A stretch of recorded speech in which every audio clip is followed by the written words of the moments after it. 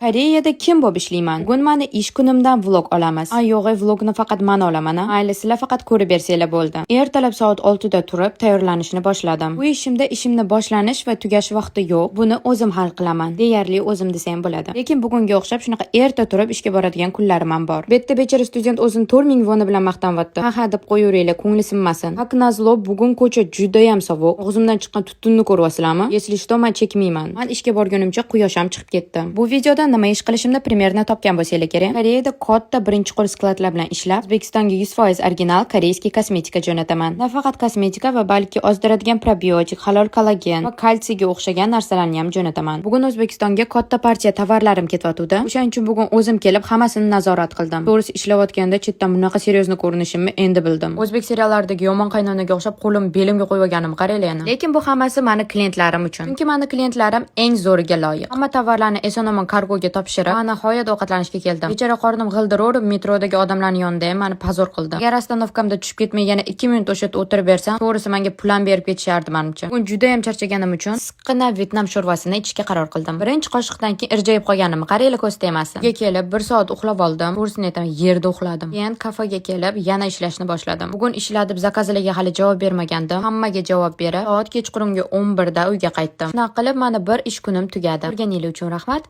Bye.